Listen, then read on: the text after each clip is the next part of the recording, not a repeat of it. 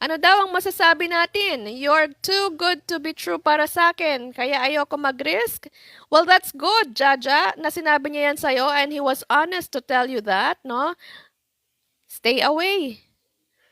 Ibig sabihin, alam niya sa sarili niya that he doesn't deserve you and you don't deserve him. Ganon. Na at least alam niya. Okay?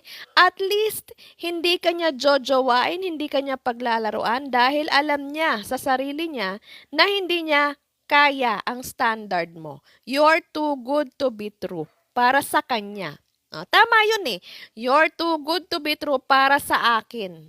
That means, hindi, kumbaga, meron someone out there, no? There's someone out there better than him. There's someone out there who can be a better partner for you. Nasagot ko ba tanong mo, Jaja?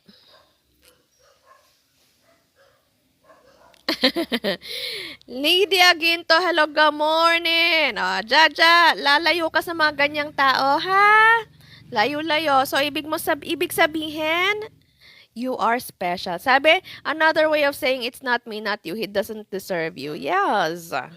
Oo.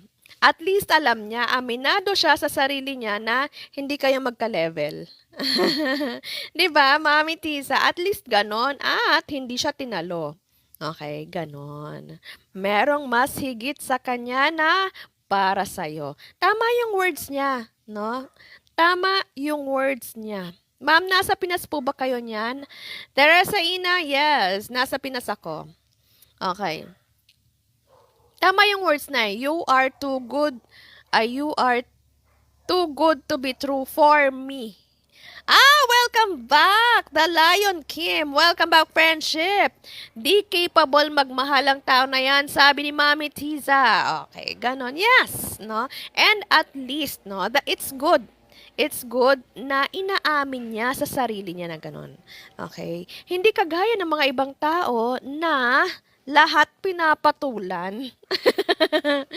Okay, at least, no? That's good, Jaja. Tama yung words niya, Mami, di ba? No? You're too good to be true for me. Ibig sabihin, para sa kanya. Okay? There's someone out there. There's a better person for you out there, Jaja.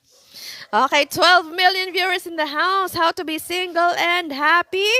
Huwag papatol. Sa kung sino-sino lang, ha? Sabi ni Lola Nene, pero dapat in-improve niya yung sarili niya para sa sarili at para sa love niya, para sa'yo. Teka. Ipin natin yan. May tama ka dyan, Lola Nene. May tama ka dyan.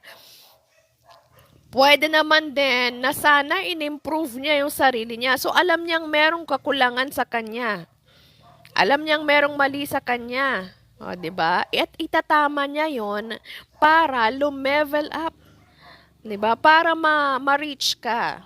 Pwede naman yon, Jaja. Kaya lang, kaya lang, Lola Nene, mukhang tamad yon. So, sumuko na lang, nag-give up na lang ng ganon-ganon. Okay, tamad siya. Tsaka, no, he doesn't, kumbaga, okay, he doesn't love you enough. He doesn't like you enough. Okay? 'Di ba true na panghinaan ng loob si Kuya Lola Nene, ano kasi, hindi sapat yung pagmamahal para baguhin niya yung sarili niya. Kumbaga hindi sapat yung pagkagusto dito kay Jaja.